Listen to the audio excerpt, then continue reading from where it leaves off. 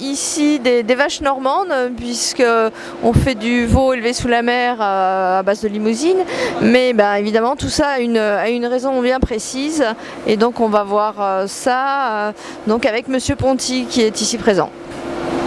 Oui, donc Monsieur Ponty, bonjour. Bonjour. Enchanté de faire votre connaissance. Également. Donc effectivement, là vous nous avez expliqué que la limousine fait des très bons veaux, mais il y a quelques mal, disons, à pouvoir l'élever parce qu'en manquant de lait, quoi. Voilà, alors donc, je veux dire que comme personne n'est parfait, hein, mais la limousine pour faire le veau de lait sous la mer, le produit que vous recherchez, c'est l'excellence. Il n'y a pas de race qui puisse faire un tel produit. Produit inégalable au monde quand même, il faut le savoir. Hein. Mais elle a un petit inconvénient, c'est qu'elle n'a pas suffisamment de lait pour aller jusqu'au bout. Pour mener un veau de qualité, gras, suffisamment lourd, rares sont les limousines qui ont suffisamment de lait, quoi. Donc il faut trouver, il faut qu'elle trouve une aide, une copine pour pouvoir finir ce veau.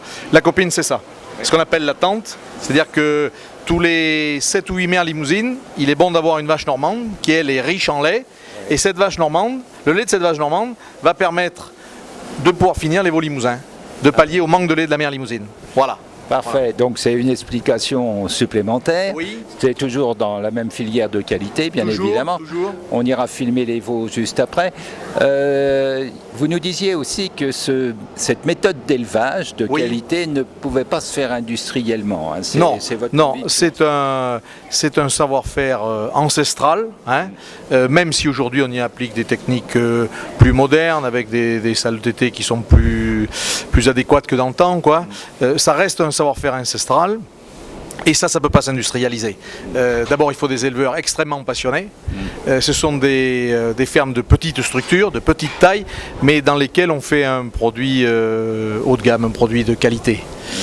D'abord, ce sont des éleveurs passionnés, et puis quand on vous parle aujourd'hui de bien-être animal, ces gens-là, il y a longtemps que le bien-être animal, ils connaissent ça, parce que la qualité du produit passe par là. Oui.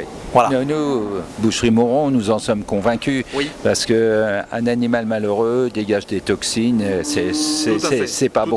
Et ne serait-ce que pour le respect de la nature, on ne peut pas faire de la viande comme on fait des voitures. Exactement. Il faut un respect de la nature, et nous, l'animal, bon, autant il faut manger de la viande puisque nous avons des canines dans la bouche, c'est que nous sommes des carnivores, autant que l'animal soit heureux pendant toute sa vie durant. Oui, on va tout dire. à fait.